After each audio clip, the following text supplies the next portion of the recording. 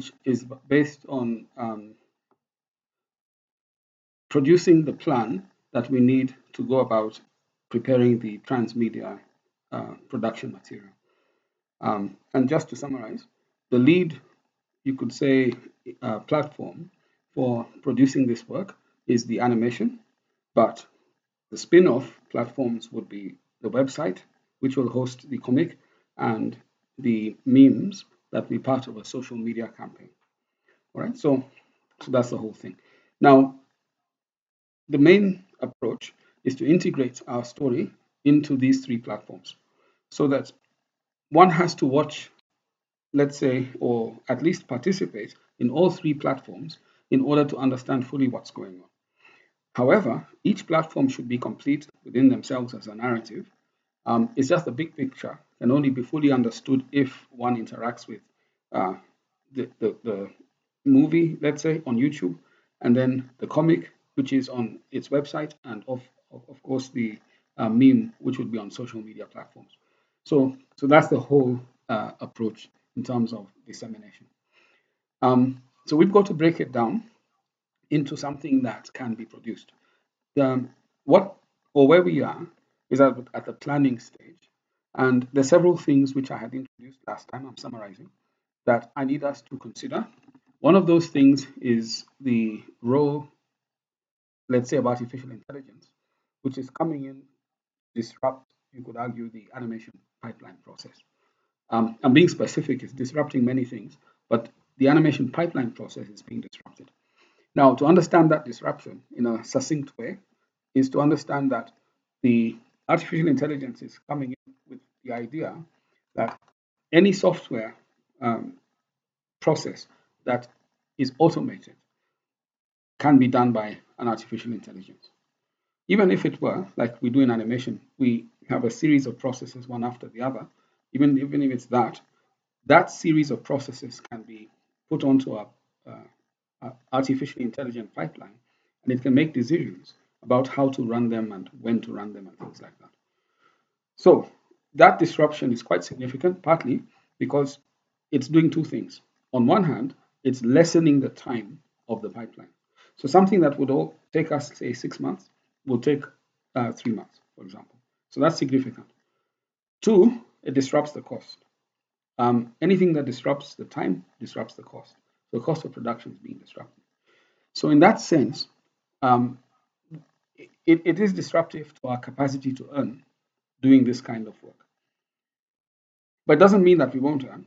It just means that there'll be the competition, let's say, will be using the same tools to produce the animations. And we have to differentiate ourselves, not only with our stories and our quality of visuals, but also with, let's say, our pricing. That's the disruption. Okay, I'm keeping it real so that we understand this is where this thing is going, and we're trying to stay ahead of the curve so that we stay ahead of them. When I try to redesign the pipeline, it's radically different from what we had done before. Although big picture it looks the same, but when you come to the tools we're using like softwares, when it comes to the processes and how we arrange them, the sequencing of those processes, some processes become redundant, some new ones are coming in. The way we're working is radically different. So that is interesting, but at the same time, we're in the middle of production, so it's hectic. That's how I'm seeing it. Because to have a robust pipeline, you want to have reliable, let's say, processes that will not fail while you're in production.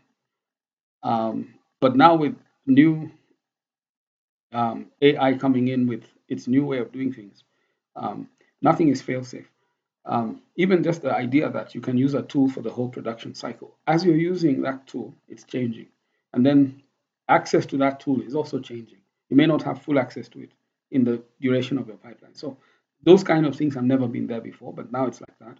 You can start using something and it's free, then suddenly it's freemium, then suddenly you have to pay for it, and then the payment plan is big, and then suddenly that particular item is obsolete because somebody else came up with something that made it obsolete, and you're in the middle of production. It's never been like that before, but that is now what we're facing. So how do you create a robust pipeline that is reliable, it's predictable, so that we can give feedback to our clients about what we're doing and when we can complete what we're doing within the time frame we've agreed.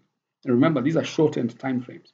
So if we're giving shortened time frames, we can't default back to the old way, because the old way is literally twice as long. It takes literally twice as long to do. So we have to make it work within the new paradigm that we're working. So this is the challenge I'm facing, and I want us to work together in a way that succeeds. So the way I'm structuring the production, which I think we can start with, and of course things will change if we're flexible, is that I'll work with you, the group that's here, as a planning team to plan um, each stage. So we'll have two phases, or let's say two, yeah, from our perspective, there'll be two phases of every stage of work. So there are four stages. The first stage is ideation, which we've done. Then comes pre-production, which is what we're doing. Then comes production, then comes post-production. So those are the four stages. Now, we're in production now, and there'll be two phases of this production stage, right? So the two phases will be the planning phase and then the pre-production phase, which is the content asset development phase, right? So there's planning and then there's asset development. Those are the two phases. Um, that works nicely if we say that. Now, we're the planning team, so we're responsible for producing the instruments for planning.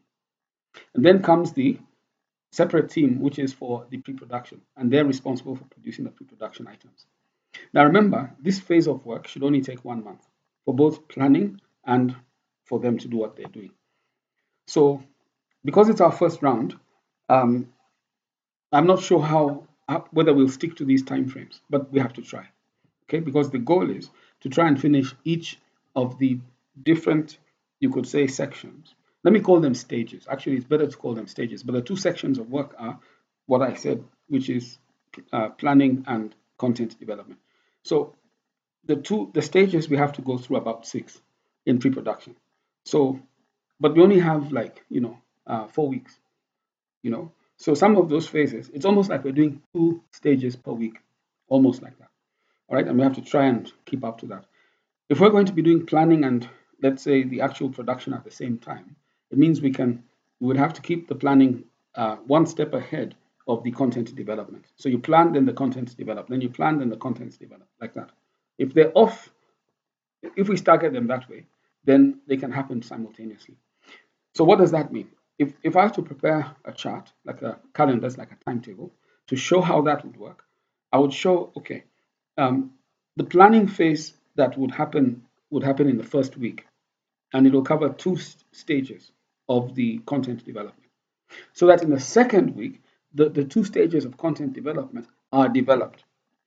But at the same time, the planning team is now doing the plan for the next 2 phases of content development. So you see, they're slightly staggered. They're synchronized, but not in step with each other. One is out of step, slightly ahead.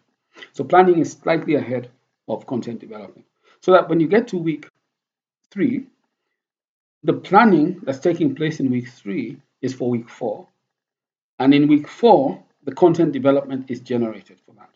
Of course, now the planning team is looking at production first week. All right, and we keep going like that. Now, the teams for pre-production are usually different from the teams for production. Those are 2 different skill sets.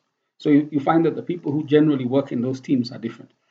It's possible to find some people who cut across, but it's not always the case. It's like the ideation team, very different. They're not the same. And also the planning team is different.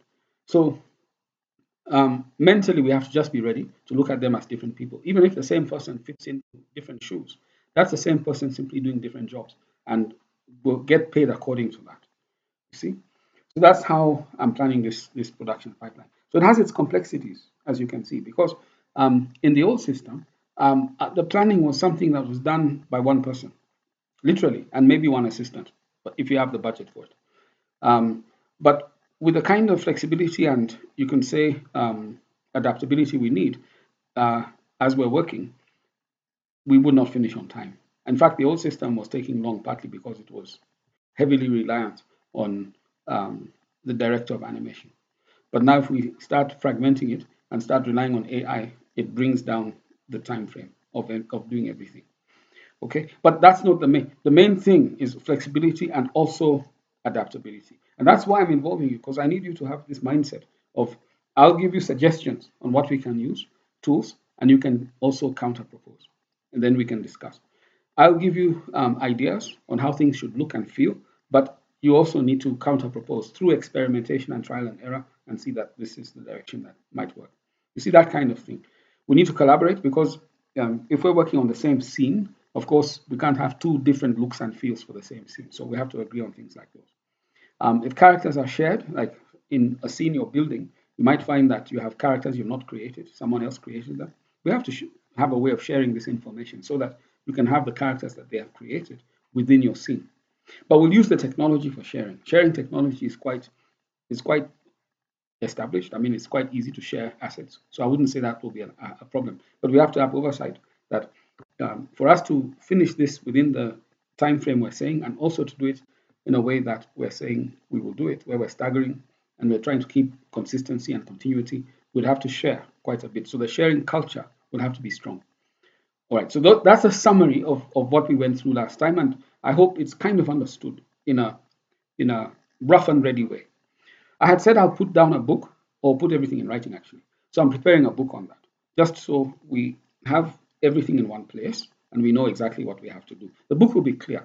It'll have the different jobs I need you to do on the book. And remember, you're a planning team. So what you produce is not the same as what a content team would produce. A content team would produce the actual content that you see, that you interact with. But the planning team produces instruments to guide them on exactly what is the framework and the parameters that we're working with. So that's the difference between planning and also the other work. Okay. Now you might ask that, can I also take part on the other work? Yeah, sure you can. If you can manage, that's all right. But those are two different roles you're taking on: the planning role and then of course the actual production role. Okay, so let me move to the planning side of things. I'll share my screen so that I can take you through what I was preparing for today.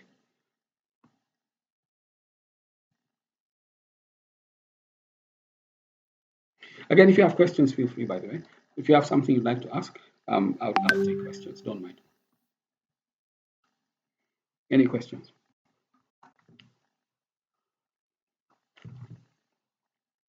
All right, so last week, yeah, go ahead. Someone's asking something. I'm hoping you can see.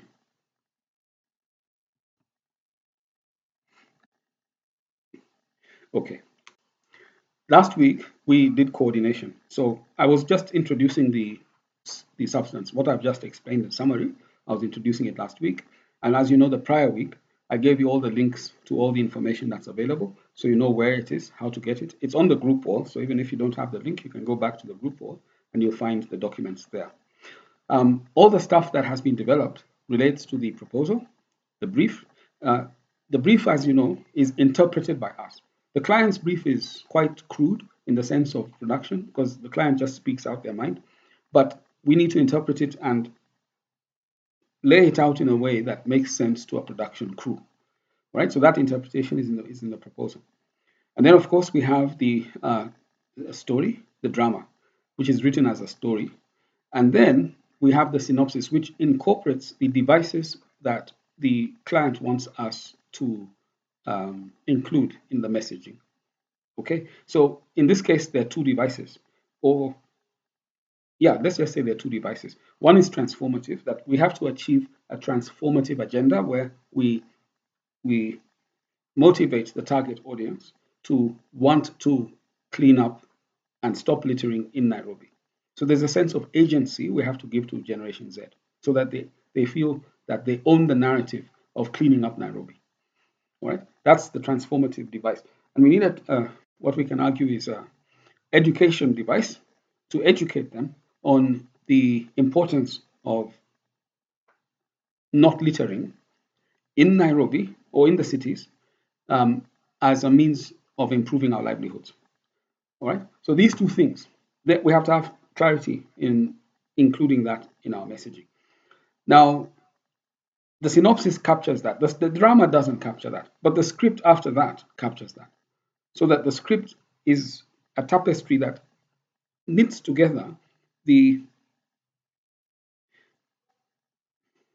the transformative and educative messaging of the client, as well as the excitement of the story's narrative and drama. You see, it brings together that. Now, we can't lose track of the excitement because that's the reason why anyone would watch and participate in all this. So the excitement and the motivation for entertainment and fun and maybe knowledge, all these things must be designed within the production. But it has to be interwoven with the messaging that comes by way of littering, by way of um, activism, so that the audience become advocates of the message. Okay, so those are, we have to cleverly intertwine them. That's how the script is written. Okay, so now that that's clear, because that's the ideation stage, it's done. We're now trying to translate that into an animation, and we're going through the pre-production planning in order to achieve that. In the planning, we start with the character design. I've put this as character design because that's this week's work.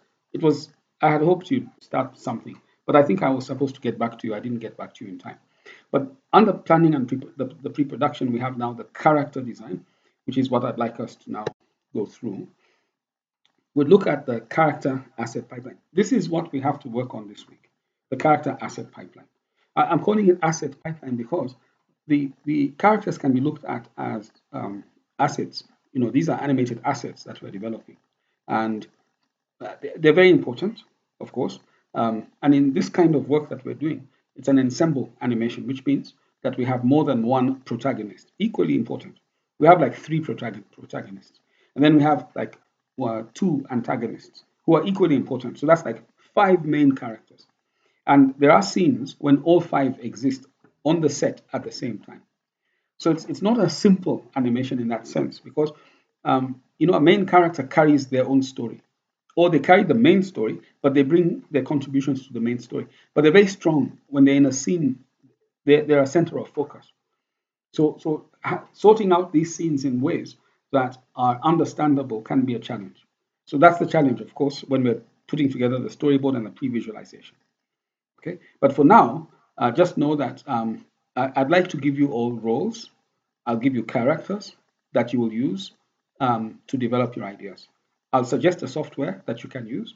I'll give you a tutorial which will guide you on how to go about it to develop your characters, and we'll discuss that. Okay, so that's the first thing. It's from a planning perspective. This is what we do. We produce what we call the character design sheets. These design sheets provide a framework or a guideline for the character. It gives information that's visual. It also gives information that's psychoanalytical. The visual information talks about the different poses and expressions that the character has that are useful for the person who's going to be working, or the team that's going to be working on that character. Okay. It also gives information about the character's exact look. Let's just say the exact look. That look is given. Those are character model sheets. Okay. So we have to develop those as the planning team because it's reference material. Then yeah, we'll go through that. But beyond that, we have to produce these character wardrobe sheets and also character treatment sheets so that the color scheme for the character and the different scenes is understood. Like nighttime scenes, daytime scenes. They could be different scenes. They could be scary scenes, but they have a different ambience. So, what is the treatment for those scenes? So, we have to have a sense of how this character will be executed.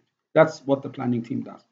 But even as much as we do that, we give other descriptive information that will help guide the team on how to go about developing this character. For example, we'd suggest the software, the tool that we use. If it's a cocktail of tools, we'll suggest the cocktail. If it is, let's say, a detail that we need them to know, for example, this character walks around with another character. For example, this main character has a cat, and the cat follows them around everywhere. You see, then that association is strong, so it's a detail we'll have to include. Sometimes it's not a cat, it could be an inanimate object like a stick, a special stick like a T shape or something. So this character walks around with a T shaped stick. Okay, so that becomes a detail that we want to capture. Anything we need to capture, it might be movement, that this character has a limp. So we have to document. So we have to produce these character sheets with information as well that will describe our character. That's part of the planning process, so that the people who work on the character will know. Now, I would say hand in glove with the character pipeline would be the short list and storyboard development. But they come after. That will be the next thing that we want to do, is to produce now the storyboard. Now, each of you will have a character, and the storyboard, we have a rough like thumbnail storyboard, which we're working on from the ideation stage. And we would want to fit our character into different scenes that the character appears. Sometimes you're cutting to the character, other times you're zooming in or you're moving with them, like in a dolly shot, something like that.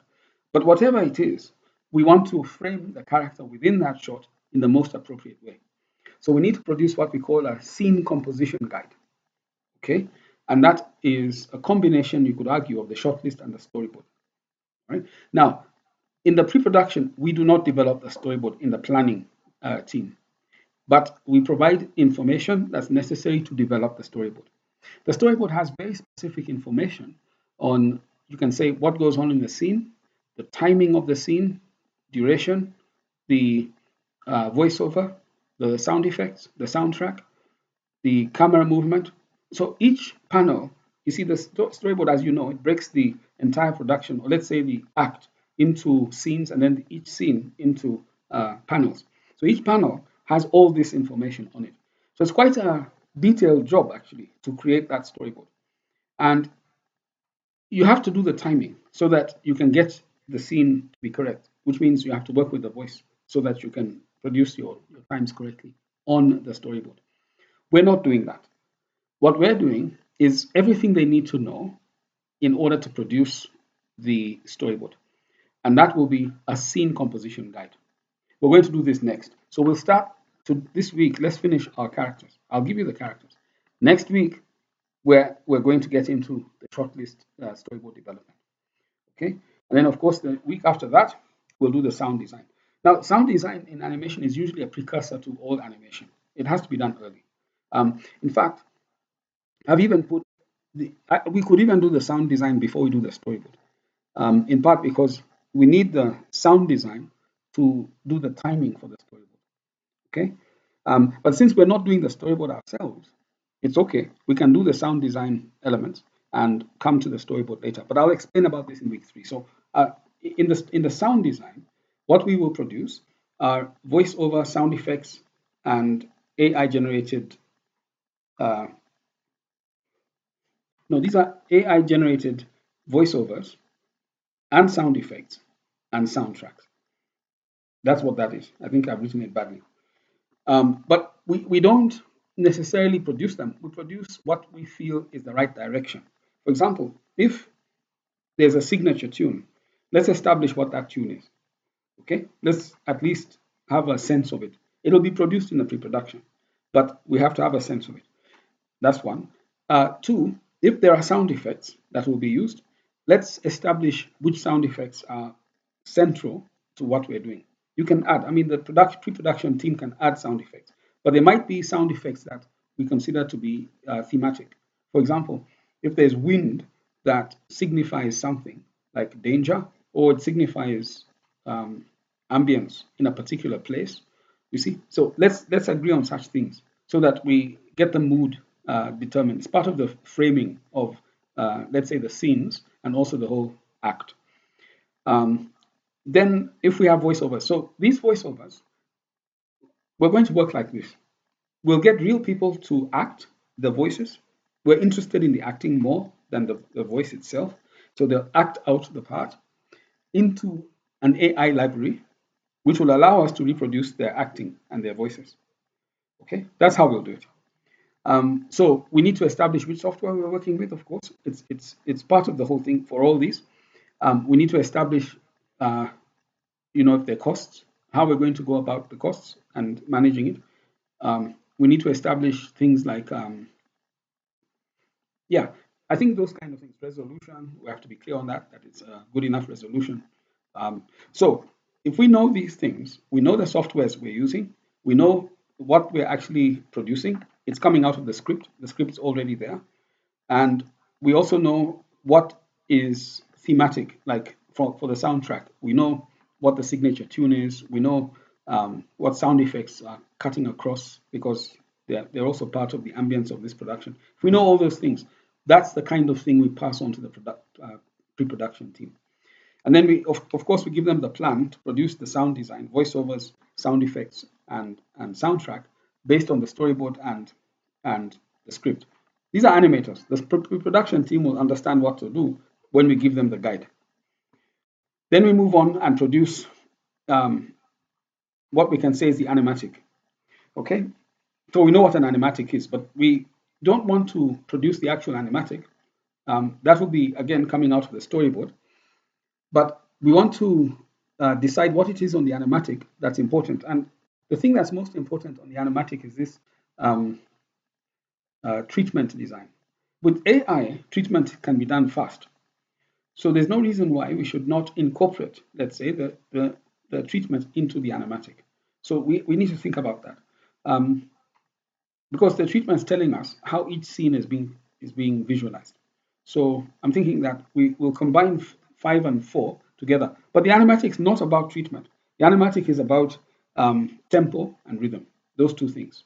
That's what it's about. And we're not doing that. That will be done by the pre-production team. But we have to decide what are the framework elements, the guidelines that we need to give them in order for them to do that work. Okay, so that's the plan. Now for today, we're starting on um, what I'm saying is the character design. So it's pre-production, yes, but I should write there um, character design. Let me just write it here. Okay, we'll start with character design. It's okay. We'll start with that. Now, at the end of this, I'm going to give each one of your character, maybe 3 characters to work on by next week. All right. So, and then I'll suggest the software so we can have a starting point. Now, the instruments that we have to produce, these are the things that are needed for the production team is a character design approval tracker and turnaround reference sheets. Okay, the tracker is like a timetable that is a checklist. So it's these 2 in 1 kind of thing. So the timetable is telling the pre-production team, if you're working on this character, these are the scenes that the character appears in, and you're supposed to produce the character according to the storyboard over, let's say, the first 2 weeks for all these scenes. That's what the tracker does. And then it comes with a checklist to ensure that the aspect of the character we're looking at, which would be movement, maybe consistency, maybe continuity, and things like those, will be using the checklist as a guide to ensure that the character is done properly. So we have to produce a document like that. Okay. Now this is something I can do. I can produce this character design approval tracker, and I'll show it to you next week. What you need to do is to produce these turnaround reference sheets. And that's what I was talking about in the beginning for the character. So first of all, you model your character. You design your character. We'll come to that at the end. So once you've designed your character, then you need to have character model sheets. We all know what that is. We need to see the front view, 3/4 view, and side view of that character. So that's one. Then we need to see the pose sheets. Now you have to study the storyboard and the script and then see the expressions that are useful or will be included in your character. And from there, develop a pose sheet. You might find, because these are main, you have some main characters. You might find the main characters has almost 20 critical poses that they go through by way of emotions that you want to show. Okay. Generally, a pose sheet is done full frontal. It's a front view, but there are times you can break that rule because the character that appears in different camera angles. So there are times you can break that, but you have to do it cleverly because this sheet is a reference document. It's not the real thing. It's the reference, and the people who are using it need to see the character, quite well in order for them not to distort the character. Okay, so you'll produce this by next week for 3 characters. Turnaround reference sheets. So remember, the turnaround reference sheets are the character model sheets and the character post sheets. Character model sheets have either 3 or 4 drawings or 4 images. When I say 4, you see it's front view, three-quarter view, side view. It can be a back view or an aerial view. It depends on the storyboard. So that can be the 4th image. But for the post sheets, there'll be like 20 for main character. And even then, it's an estimation. 20 is just a number I've seen in the past, but you never know. This story might be needing you to have more or less. And if you have a secondary character, it'll be less. It'll be like 10. If you have a minor character, it might be just like 1 page or 2 pages. That's all. It's not a character per page. It's almost like on a post sheet, it's almost like 9 characters on a page. 9 on a page. Okay, so all these things are visual, so you can have flexibility in the way you do them. Don't feel so tied, but we'll harmonize. Once you've done your work, then we'll harmonize by laying them out in a consistent way. All right? I hope that's understood. If you have questions on that, just let me know. Remember, this is a planning team. The planning team produces these documents, but we don't produce. So when we go to the pre-production team, we already have the character. We already have that. Even the clients already approved the character. And they're just simply taking the character and using the character in different ways. If your character changes their wardrobe, like they change their dress code, then you want to include that. You want to have a special document separate for the wardrobe. But if the character's wardrobe is the same throughout, then you don't have to worry about it. Okay? So that's on wardrobe. But let's look at this. Yeah, we have model sheet examples, character expression sheets. So these expression sheets are the post sheets. Am I right? Yeah, we could say that the expression sheets are the post sheets. You see, depends on the style of animation we're doing, but it's characters express themselves with their whole bodies actually, but it depends on the style of animation. Some characters only express themselves with their faces, some in some animations. But in our case, I think we'll use the whole body to express. So the character expression sheets and the character post sheets are the same. If you want to differentiate them, it means you have, let's say, facial expressions separate, and then you have body expressions separate. It's also okay. And then we produce this design iteration workflow. Okay, so this design iteration workflow is a table which I'll show you that breaks down all these characters into, you can say, scenes and assigns them to different people. So when we're in production, these characters will be assigned to different people. When we're in pre-production, they'll be assigned to different people. Okay, so this sheet is something that I will do. I'll prepare this one for everyone. Then you'll see how it looks. It's again like a checklist, but it's also an instruction sheet, which tells people exactly which character you're working on, which scenes it appears in, and it gives you a sense of the load. Like how many minutes of your character are you doing? It might be that you're doing 2 minutes of your character, and you have another character, you're doing 1 minute of that character, like that. So it distributes, it's useful for distributing load, this one. All right, so this is what we need to do for this week. That's why I wanted us to meet. Okay, that's why. But the next week, we're doing this one, scene composition guide. So when you come ready to do this. This is now the shortlist, the scene composition guide, and we're producing it. And we have to do a short breakdown tracker, which I'll explain. And then we have this storyboard review and timeline, which we now have to start going through. The shortlist and the storyboard work together. They work together.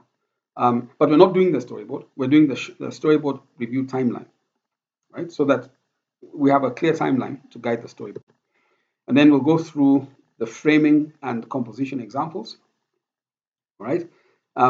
Framing, as you know, is the main issue in the cinematic storytelling of the storyboard. How are we framing these shots? So this is a short list, and we have to decide how we are framing for the purpose of telling the story.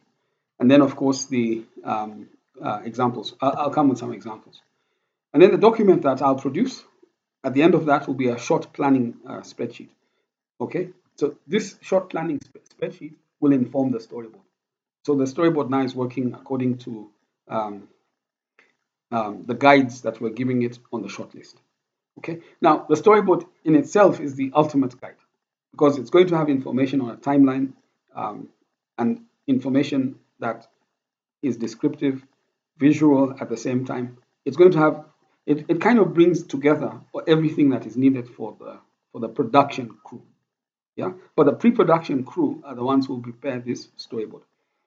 Our role is simply to establish, you see, from the mood board and from the reference boards, which ones of those are going to enter into the shortlist.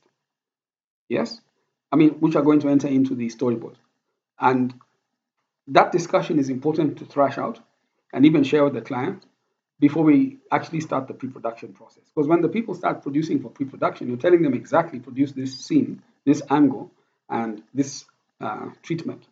You see, they'll work on that and produce it, but it cannot be in a state of, I think, flux at that point, because if it is, then we'll start to lose time if things are changing. So we have to lock down, our planning group needs to lock things down so that the client is privy and they accept that this is how it's going to look. And then, of course, we can pass that on to pre-production. Okay? I'll stop there because that's all. That's really what I wanted to share with you today. But if you have any questions, feel free to ask. Anything that is not clear, I'll discuss. Anything that you want to ask, feel free. You said the AI tools. I think I tried to create, Yeah. to prompt the AI to just create characters of Kolo, Njoro, and Shiro. But they Yeah. were very disappointing. And I tried to use the right terms and train the AI. And Yeah. it's still, it wasn't, I think it's probably just because it's free. The free stuff isn't really Yeah. good in terms of quality. Which Yeah. one? So Which AI tool were you using, Jake? I used ChatGPT, Okay. and I used, what else is this? Minimax or Minamax for videos. They're both free. So, but the outcomes, the They're not outcomes good. are bad. Yeah. Yeah, and ChatGPT is not consistent. If you try and reproduce that character again, it doesn't give you consistency. So it's Yeah. poor. So now try Sora. Sora is chat. Zora, I did try Zora, but Zora, you need a plan. You need to pay Oh, I see. for it. What's Yeah. the cost? Did you check the cost? I can check it now. Okay, just check. And then there's Runway. Runway gives you 500 credits. I don't know what a credit means, but it's like the credit has its time that you can use, like tokens. So you can use it for 500 credits for free. And So one, for me, yes, yes, go ahead. for Mhm, me, I think that Midjourney can be the best solution because mhm. most of the people use Midjourney to generate ideas, let's say textures. So I think it can be a great solution for creating characters. That's true. But I want you to use it, Afan, so that you yourself can now be testify to that. Because yeah, Midjourney was the first one that came out doing that. But everyone benchmarks. Every new one that comes out benchmarks Midjourney. So there, you can say if you're serious, you need to be better than Midjourney for people to use yours. So I would ask them which one is better than Midjourney in a way that's helpful to us. It can be better pricing, or it can be better consistency. Consistency is a big Excuse issue. We can't use anything that's not consistent. So that's why we can't use ChatGPT. Yeah, go ahead, Jake. Mhm. I'm on Zora. So Yeah. Zora is for ChatGPT. I'm seeing $20 a month, which includes up to 50 videos, 1,000 credits, up to 720 pixels resolutions, Mhm. and 5 second durations. Mhm. And then there's a ChatGPT Pro, which is $200 a month. So Pro includes unlimited generations and the highest resolution for high work volume, Mhm. and it's up to 500 videos, 10,000 credits, unlimited relaxed videos, up Mhm. to 1080p resolution, Mhm. 20 seconds durations, and 5 concurrent generations. Mhm. You can download it without a watermark. Yeah, those are the two plans. Okay. So that one of 200, you So said it's $200 per month. How much was that? Yeah, $200 a month. Okay. So maybe that's the one you should. for Yes. What were you saying? Yeah. For so let's specifically we need for generating characters, right? Yeah. Mm. So I think that Midjourney can be a better solution in terms of pricing and as well as the output, because the basic plan for 1 month is only $10, and the standard plan maybe Mm. uh, for the standard plan is $30 per month. So you see, for Yeah. the mega plan is about 120 per month, of which for a year is 1,152. But You it's see, 120 per month. the mega plan, that is the mega plan whereby you get Mm. 60 hours per month, unlimited. Mm-hmm. Yeah. Because you can see we are four of us, and if we did the mega plan, and then there's Zora, which is now at $200. You see, if we are four, then we can all use the same serial number, and then we work like this. It's one way of doing it. The other way is to say, okay, we go for the $10 plan times four, because that's $40. Do you have what's the small size one that you have, Jake, on Zora? The one that would allow us to distribute four ways. Or the Zora's cheapest plan is $20. Okay, so we can use $20 for Zora per month, whereas uh, the alternative is to use Alfan's Midjourney for $10 per month. So to me, Yeah. it seems from a pricing point of view, already Midjourney is winning this one. But Yeah. maybe, but maybe the quality of let's say Zora has things it's doing that would be superior, let's say, to Midjourney. You see, we're animators at the end, and Zora has animation in mind. At least it has video production in mind. But I don't know if Midjourney has video production in mind. Does it? I don't think so. I think mostly it's for generating concepts. Okay. So that means if we use the Midjourney approach, we'd produce the character, which is okay. Then we'd have to move to a different software that makes that character move. Because the tutorial I showed you last week was that tutorial. It takes an image, like a Midjourney image, and then makes it move. Which is also okay because we're managing the price and quality. So we need to investigate these two. Let's investigate the mid-journey option and the Sora option, so that and I'd like you to present your characters. Let me give you a list of your characters. Let's agree on the characters now. Then next week you'll present them for the purpose of discussion. We can look at the quality, and you can talk specifically about the quality issues on your character. In the meantime, as I'm opening this, just feel free to say something. You can ask anything or suggest something. I also wanted to add, Go ahead. as we distribute the characters, as everyone knows Yeah, the characters that they're working on, I yeah, think we should agree on a style, because at the end of the day, yeah. let's say if Mm, I have, for example, Mr. Munga and then Kolo and whoever, and then Alfan has another three other characters, and then Nicholas has the other characters, and then you have the other characters, but we haven't agreed on the style in yeah, terms of, do we have because what probably what the AI would use would generate, would create a Disney style type of character, and then probably what another person would use would yeah, create an anime style type of character. And of course, we want the animation to be uniform yeah, from the start to the, from the characters to the backgrounds to everything. So as much as we are having different characters to work on, we yeah. should agree to a certain aesthetic or to a certain style. Yeah, I totally agree. In fact, that's a planning discussion that you're raising, which is very good. So we can discuss it now because we're about to go into this window of of producing the characters.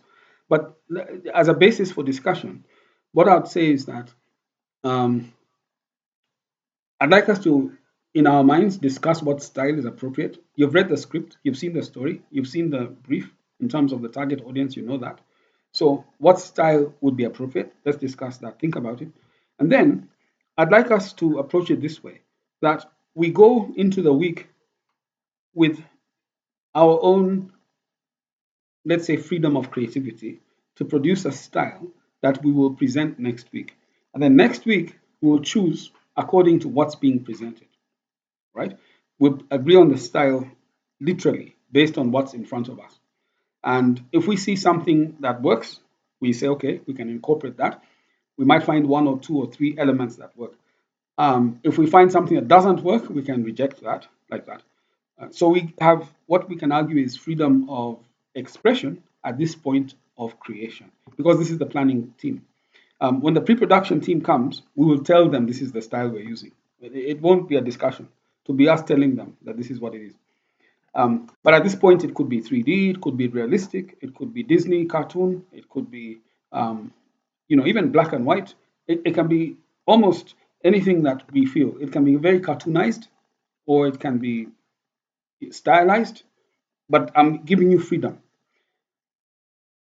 But as I open up the roles, just think about what your thoughts are about what style we should use, Jake. Like, for example, maybe you have some ideas on the kind of style that you would want to use. So we can have a discussion even before we start experimenting and exploring. What would you say? I think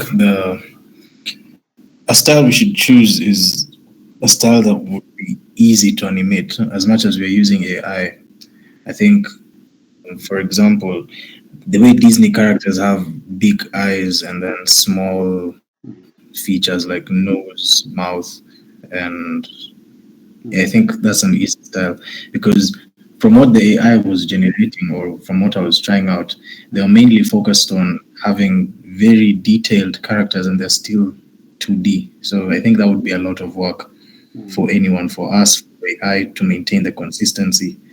Yeah. And yeah, so, But but probably that's what you agreed on, what you just said about everybody goes on their own, like everybody freestyles, and then when the time comes to present, we choose according to what we see. That's better.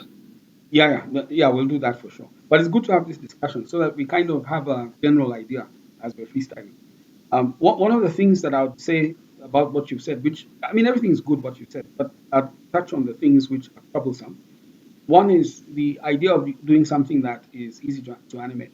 I think the ease of animation should be in the procedures that we implement. It should make it easy for us. For example, one of the mistakes I think, which is classical, if we produce something that you click a button, it does that, then someone else will emulate it and will be out of business very quick, because we're just reliant on what the AI is producing. Most of these AIs think that the standard for animation is Pixar. So they produce, Disney style animation because they're imagining that that's the standard, which is a very strong cultural bias that they have, and that's why they're doing it. And that's okay. I mean, in those countries, that's the standard, so they would feel anyone would say that that looks very nice. For us, it's troublesome. Big eyes are actually troublesome because of how it's understood. Depends on the audience you're talking to. In this case, we're talking to Gen Z, so that could be a unique audience with that we'd want to. But we need to think about, in my mind, what would the audience itself find as an acceptable style to teach them about littering, for example? Because littering is a very the non-littering, or let's say waste disposal management. It's a very scientific process. So you want to teach them something scientific. And which style will be most receptive? That's the question, this audience, Gen Z. See. Now, um, of course, we have to think about that. and would Disney be the one? That's the question. So I would say let's use a style that's more favorable to Gen Z as opposed to a style that's more favorable to the animators themselves. And we will have to figure out a methodology to dumb down the animation process so that it's easy for them to get it right. And getting it right means consistency, continuity, workflow, all those things are aligned nicely. That's what we mean by getting it right. But we will dumb down the process. But we design something that when you're presenting next week to Gen Z, they will accept that you can teach me about the science of waste disposal management using this character in this story. And they would be interested and motivated to watch. You see what I'm saying? So let's work with that. And there's a lot of drama in this. So yeah, the visuals can't be divorced too much from the narrative. Um, there's some.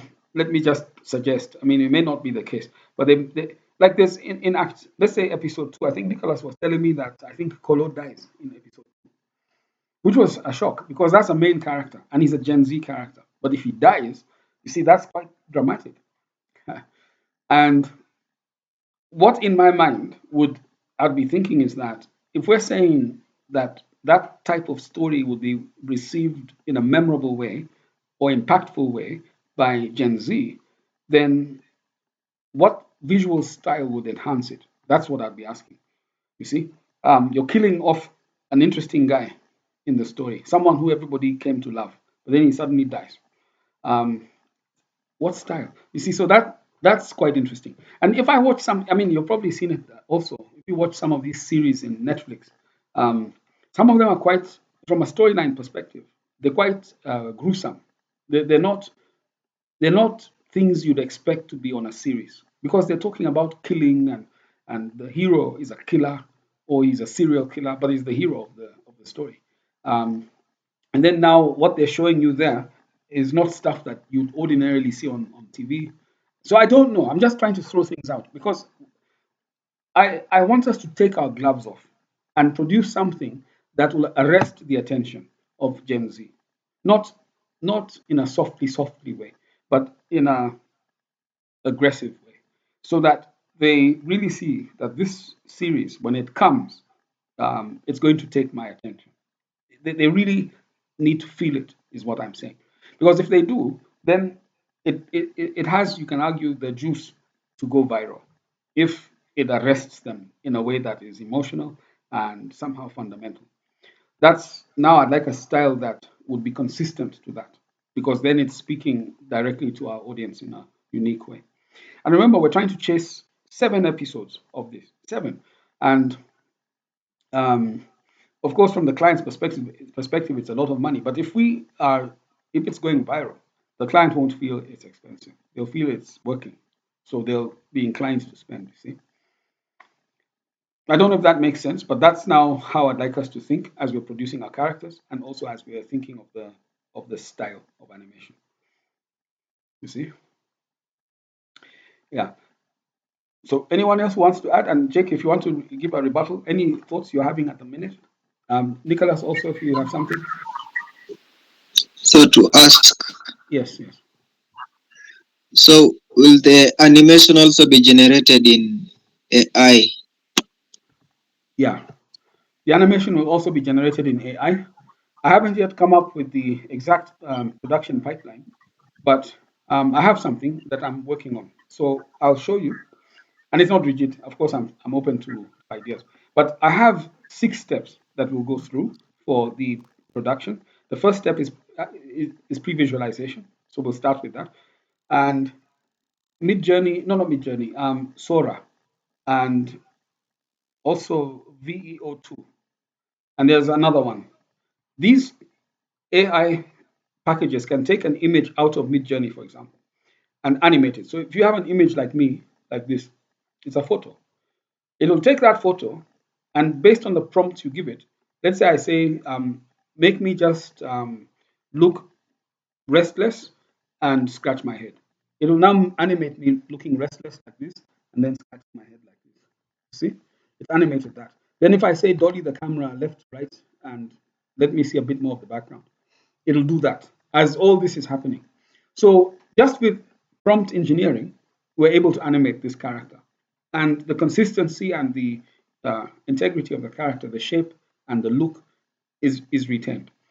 And they go as far as if you say, for example, that you want the character to have certain expressions, like the character is confused and at the same time scared, it'll give that same character those expressions.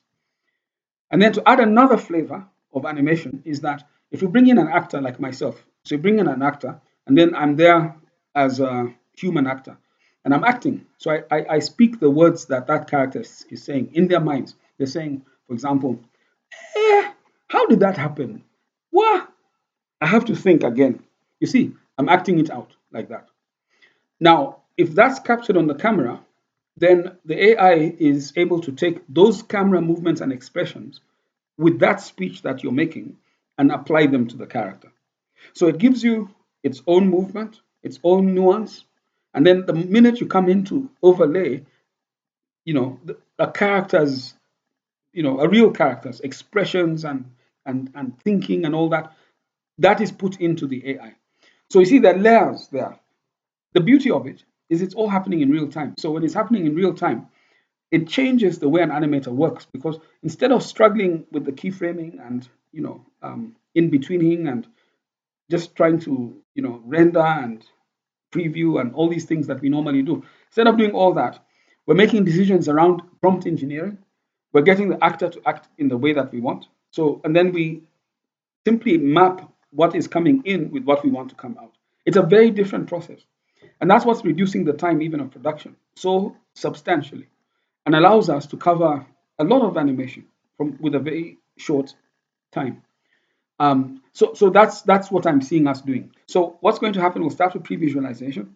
Then we're going to move to lip syncing, because that's a lip syncing process that I've described, where you get this pre-visualization allows characters that are still to now move within the frame in the scene. So we'll do that. I think pre-visualization will be followed by backgrounds. So we'll do backgrounds. So we have that in the set. So the movement is in the context of the background. Then we move to what we call the lip syncing. So the lip syncing is the acting of a real actor who's doing the voiceover being transferred, the energy and the expressions being transferred to our character. So that's a step. And then the fourth step becomes the animation. So animation is this, and this is where I've reached somehow. The AI software that has come out now for 3D animation, all these pipelines are now based on 3D. Even what AI is producing is based on 3D animation. But now the animation software that's now there in AI allows us to take a character and make them do things using prompts within the 3D. So we take our character that we've done, put them in the 3D software. Now we have the character there, and then we prompt it to move.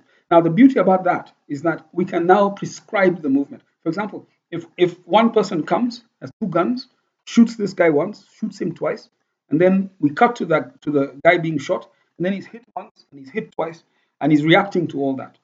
You see, we can be very specific in how that happens and move the camera within the 3D program to capture it the way we want. That's particularly important with action scenes. Action. If we're going to be prescriptive about a fight scene, for example, that you're throwing your punch and then you throw yours and then you block and then you throw a kick and then this one also throws a counter kick. If we're doing things that involve character interaction, then action scenes like those, then having control over the animation within a 3D context where we can prompt the 3D to do things in the way that we're saying will be important. So there's a step for just doing that, and that's quite significant. If we can make use of our skills as animators, because we understand. You see, in essence, an animator should understand timing and tempo and rhythm, so that we can build the story using movement and tell the story using movement. Visuals are also part of it, but the movement is where we're specializing. If we can do that, then we can even make ourselves relevant, because the AI doesn't have our cultural nuance. I mean, we have a sense of what goes on the ground. We're targeting Gen Zs in Kenya and maybe East Africa. So we'll have a sense of how this thing should be in our minds in order for the Gen Z to receive it the way we feel we should.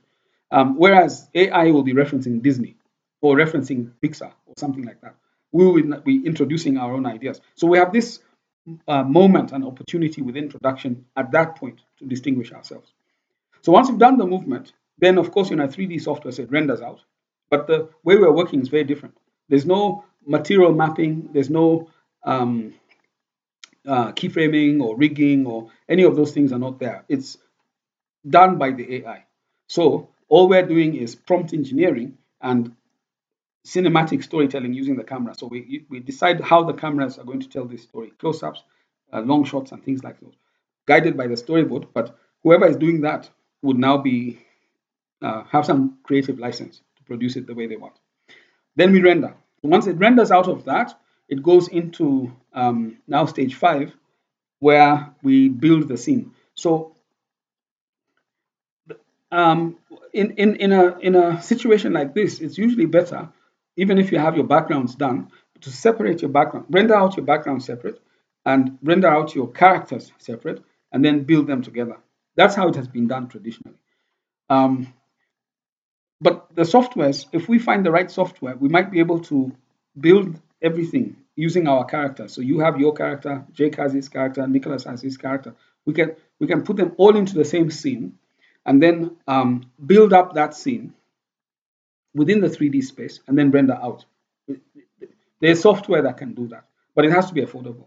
If it is, we'll do that. But if not, we can render out separate. And then scene building as a stage is important. And that's where you use software like After Effects and things to now build the scenes, all the characters, the foreground characters, middle ground elements, and then the background, and we synchronize. So that scene building is very delicate stuff, but it's a stage. And then once we're done with that, then comes the special effects. The special effects are the CGI. I haven't reached there. I don't know how CGI is affected by AI.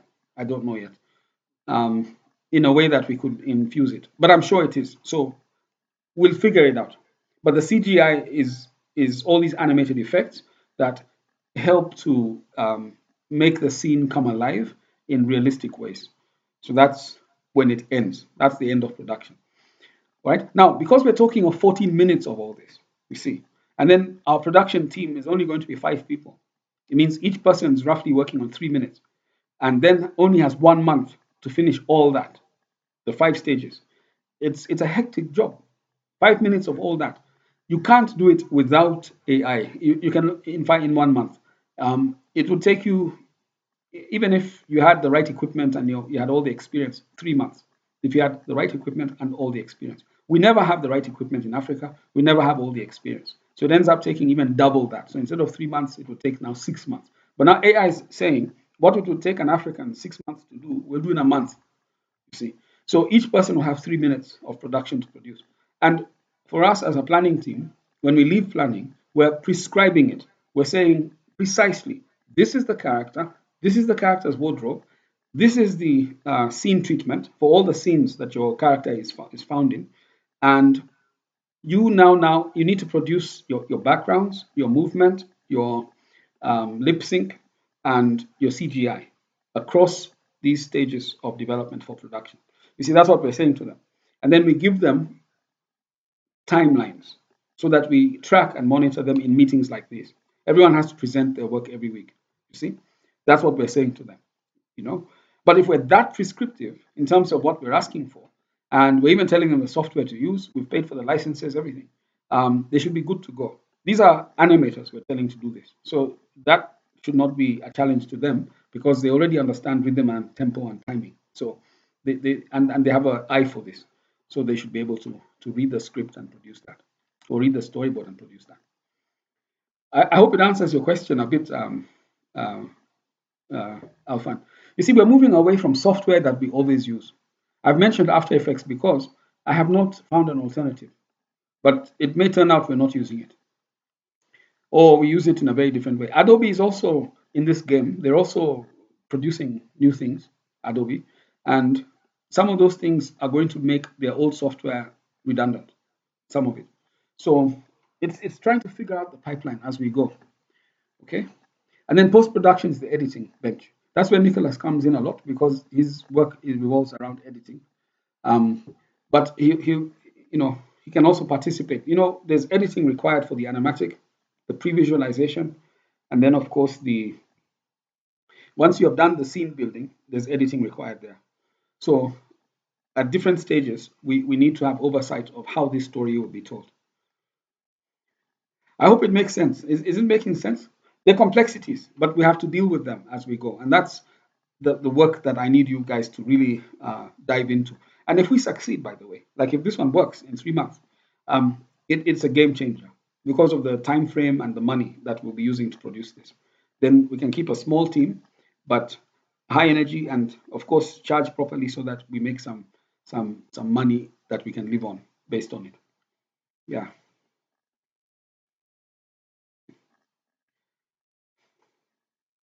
All right. So that's the yeah. So you have something else you want to ask, Alpha? But I hope the AI pipeline that you are saying Yeah. won't bring about problems when it reaches the client, because Mm. the look of AI sometimes Yeah. and the output. So, and I haven't seen. I'm not aware. Maybe I haven't seen an AI video generator that can generate maybe above something like 20 seconds. So Yeah. Fortunately for us as animators, animation scenes are like 5 to 10 seconds. 10 seconds is long, 5 seconds is average. So, but we have 3 second scenes. So you're right. I mean, to us, 20 seconds is a long scene for us. So that's not bad. When I talk of scene building, you're talking of building scenes that are at most 10 seconds. On average, let's say 10 seconds. And at most will be those 20 seconds you're saying. So I think it's okay. We'll get away with that. It's the video guys who would obviously want more footage because video producers work with a lot of footage, which they narrow down to what they want. Animators work with exact footage that they need, as you know, and then we implement that. So it won't be a stumbling block. But what you've said earlier, which I think is significant, is that um, we hope that the AI pipeline is going to be, I'm just paraphrasing, consistent, continuous in terms of movement and the look, because we've seen some AI do things, and we don't want to have that. That's a quality issue. So we don't want to have scenarios where we have distortions that are coming in that we can't manage. If we choose the tools correctly, and of course, where we have to pay, we pay. But if we do that, then we should have a robust pipeline that is consistent, continuous, and the workflow is predictable. The biggest bonus with AI, I'll tell you, is that it brings us closer to the client. You see, clients are notorious. Like in the North Rift project, you see, you're working the storyboard. We had almost 13 storyboards, you know, and then it takes a long time. Even if you're working flat out, it takes the storyboard was having almost 55 pages. So when they make a change to all that, it takes almost a week to rework that. It's a lot of work. And then we have 13 of them, you know, and that's just the storyboard. I mean, they're making changes to the script. The script we had almost 20 versions, almost. So when you have situations like that, uh, the old system is not viable. The client is making it impossible to finish the work. With AI, if you tell it, this is the script, now I want to make changes, and you're specific on the changes, it will regenerate. As you know, you've seen how ChatGPT works. It will regenerate the whole script for you if you tell it to be strict, to keep to what you have in terms of structure and words, and only implement the changes. It will generate that for you in minutes. So, in that sense, your script is being done in minutes. And all you're concerned with is the change that's coming in. Now you can investigate that. And it's the same. If we develop a pipeline that allows for every item that we produce, like the characters, the let's say the storyboard or shortlist, let's say the animatic, even the pre-visualization, the treatment. If we make changes, like the client sees any of these stages and makes a change to them, and they're making, you see, the client can impose on this client in particular has it's a trust of almost 15 people. If we're in a meeting or they're in a meeting and they're looking at our work to 15 people, expect 15 changes minimum. So anytime you give them something, they can impose on us 15 changes. And they can come, someone can make 10 changes and another one makes 5 changes. So we can have 100 changes coming from the client, you see? And the client's a bit lazy. So they'll say, okay, you guys come to the meeting, send a representative so that we take notes of all those changes. So they're just making the changes as comments, you see? So once those things come, um, AI becomes helpful because if we feed that into the pipeline and tell it that this treatment, these are all the changes, this animatic, these are all the changes, it will regenerate everything we require just by prompt engineering. In that way, we can manage the revisions much better, much quicker. That way we can be more close to the time that we're saying. If we say 2 weeks or 3 weeks or 4 weeks, it will be that because we will not be delayed by the revisions. You see, in the old system, it was impossible.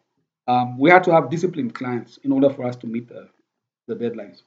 You see, so that's why I'm very keen on it, and I can see how it's really helpful if we can get it to work. But it's come. You see, the thing again is that it's come. So the client themselves talk with AI in their face. I mean, I don't know where they're watching it. They're watching videos on YouTube or wherever. Then they come with that. And they talk to other people who are watching again these things on YouTube. So they all come and start telling you that we would like this and that. And what they're saying is only possible if you use AI, at least on our systems. So you see, it's come. It's come because our clients are talking about it. Yeah.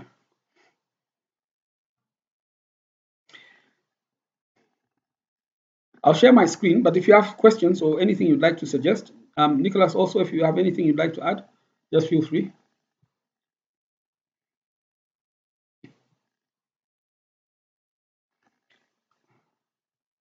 I'll share.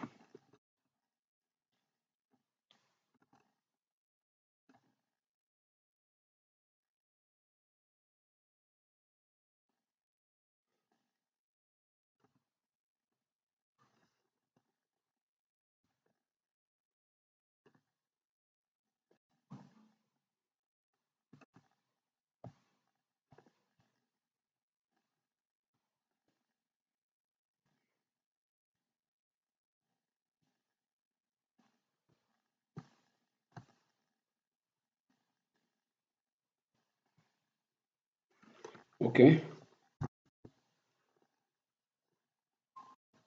This is the proposal. So the proposal is on the Google Drive. I'm going to the page of characters.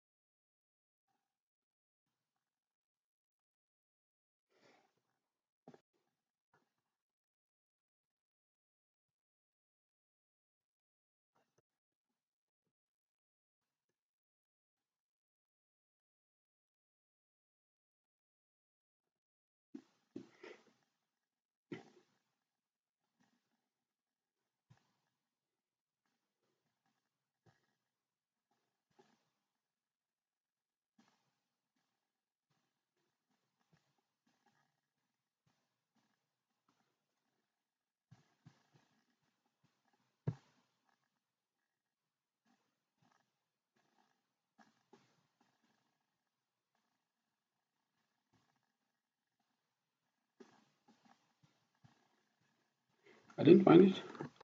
Character list. It's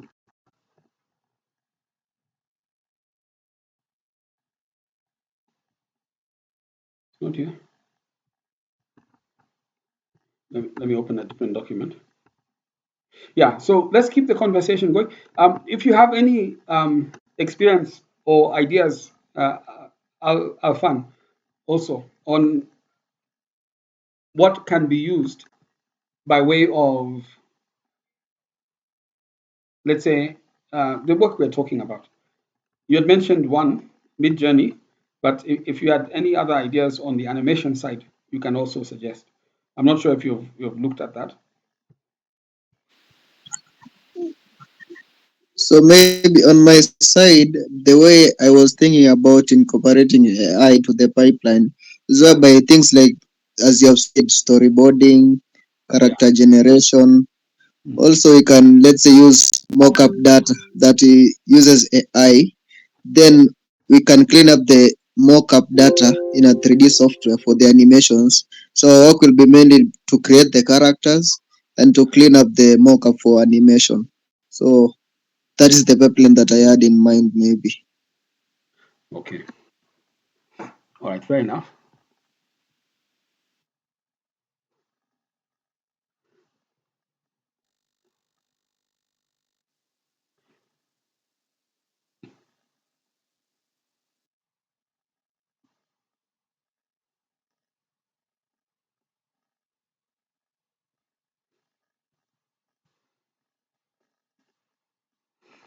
I'm just opening out the proposal, which I think had the list of the characters.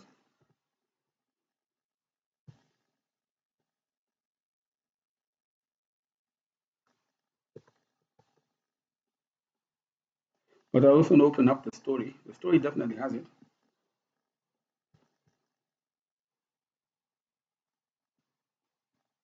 Yeah, I've got it here. The cast.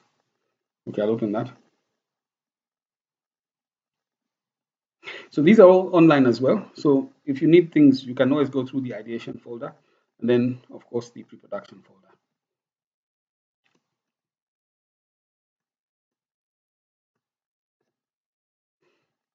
The tool I was going to recommend while this is opening for you to work on is called Runway.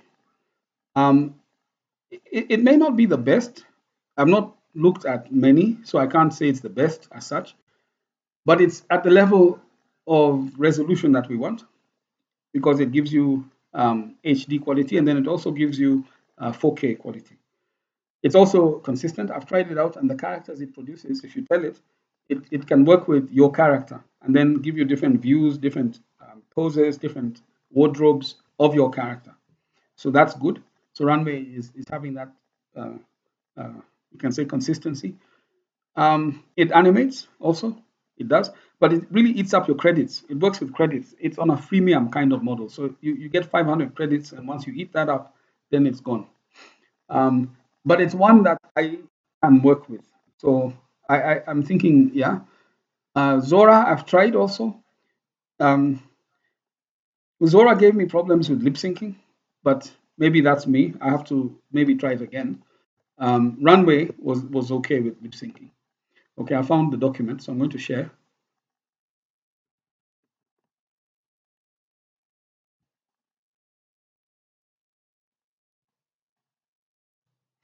I'm going to prepare a document that guides you so that you these links of the different softwares that I found, I'll give you. But even the tasks that I need you to work on, I will share with you.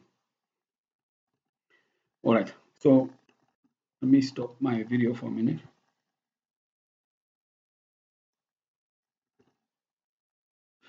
Okay. So here we are. Let me see if I can make it larger. So there's Colo.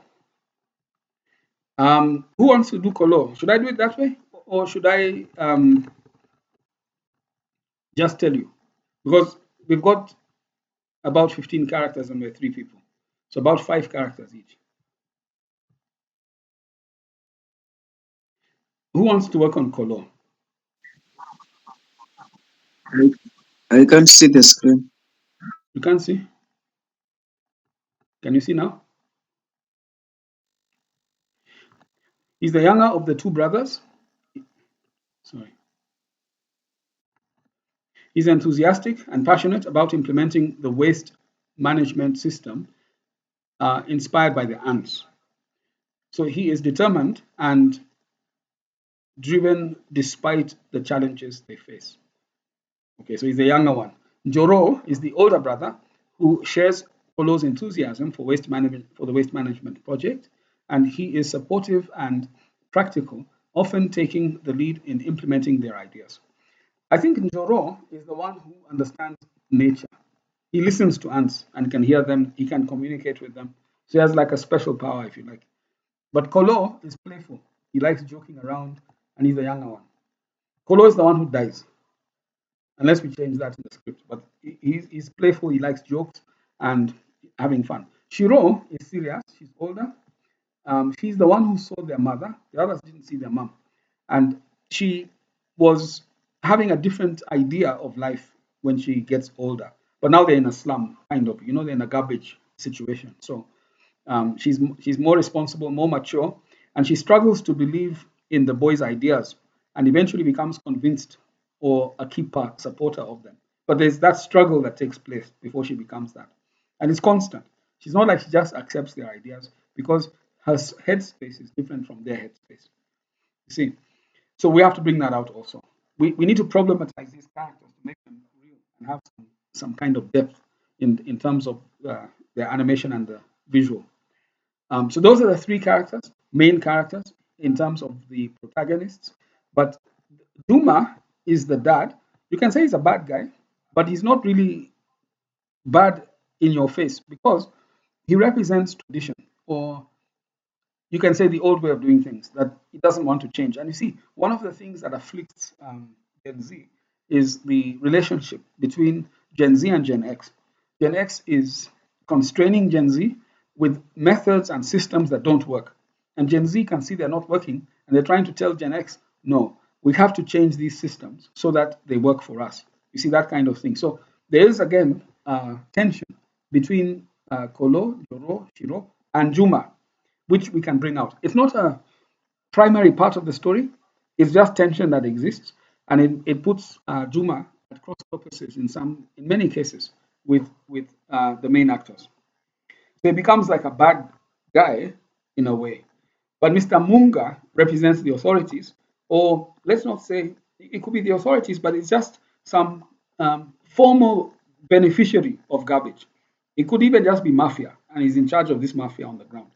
But he manages the garbage, and people have to go through him in order for things to work.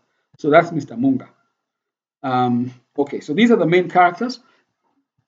How would you want to take them? Who wants to propose? Which character would you like to have? I'm going to write them into an Excel sheet.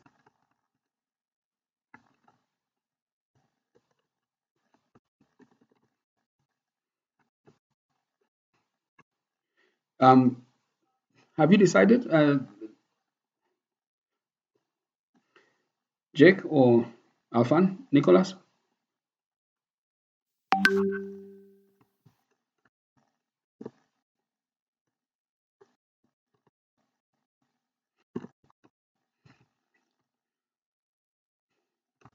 Mr. Munga. Okay, these are the main actors.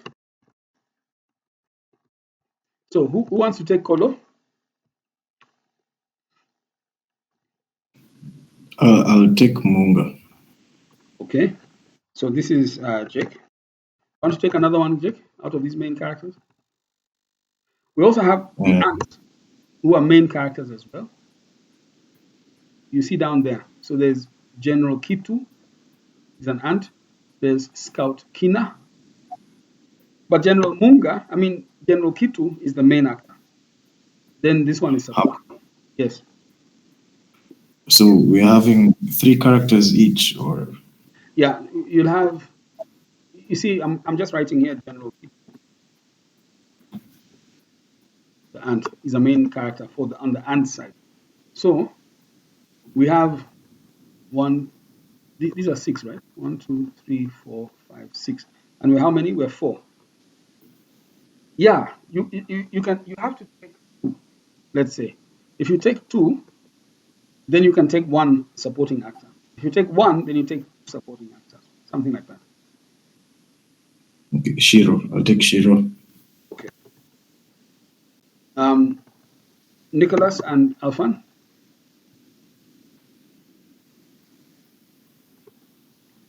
We have Kolo, Joro, Juma, General Kitu. I'll put in the supporting actors. We have Inspector Leon. He's a member of the authorities.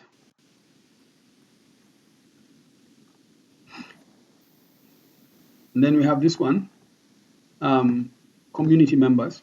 Community members are background people.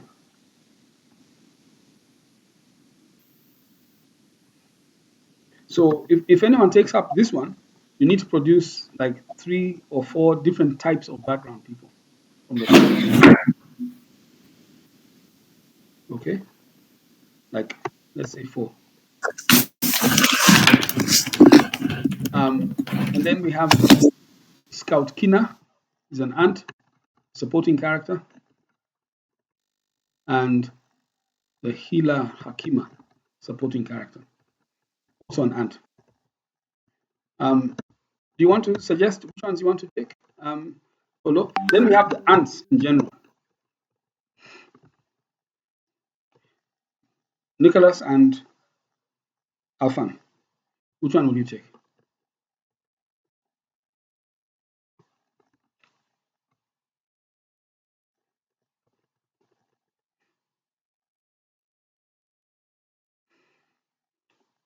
I don't hear you if you're speaking. Maybe your mic is on mute. Shall I suggest? Alfan, I give you Kolo and General Kitu. Nicholas,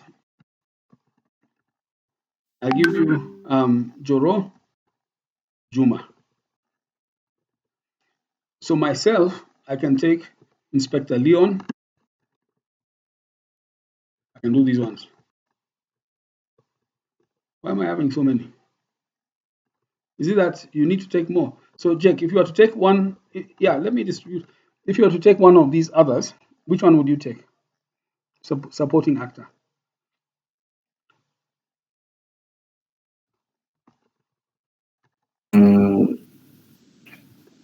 Take Hila Hekima.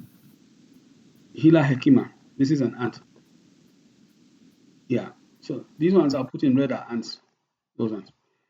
Okay. Alfan, which one will you take of supporting?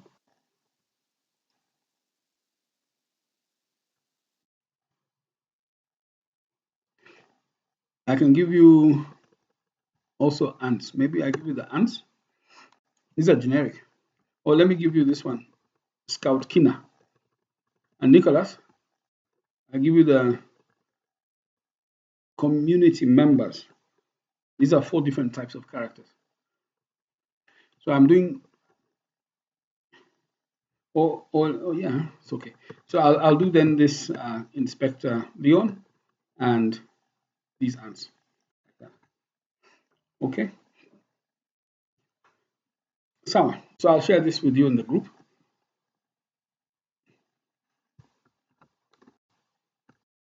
And do your best. We'll discuss and agree on the style as you were suggesting, Jake, next week when we meet. Do you have questions on this or anything you'd like to suggest?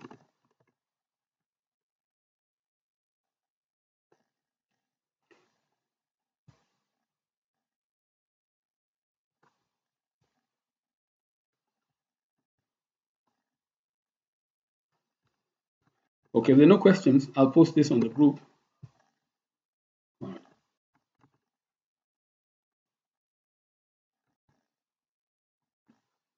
Okay.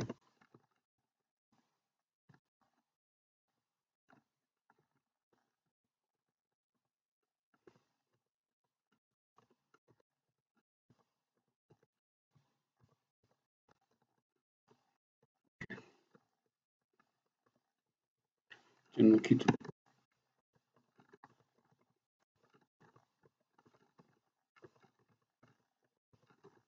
All right, so we can end the meeting unless you have something else you want to add. Anyone who wants to add something as we close?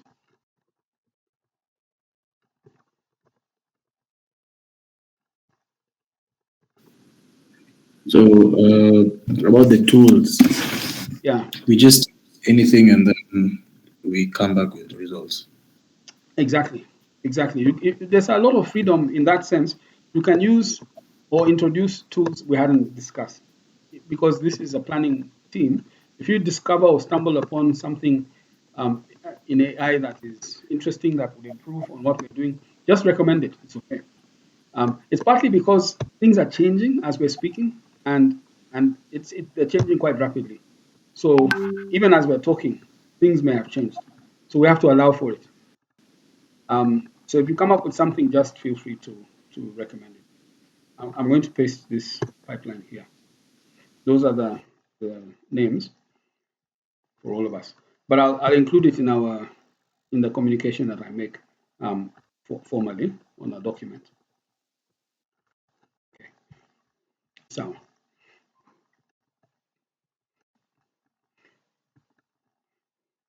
okay, so I'll stop sharing. So we've come to the end. Anything that you'd like to add to this meeting? Feel free. So we meet on Thursday. Let's all have our characters ready to present and work with the freemium models of whatever you find. Get the costing so that when you're making a presentation, we can also analyze the cost effectiveness of your idea. Okay? All right, guys. So let me say thanks for coming.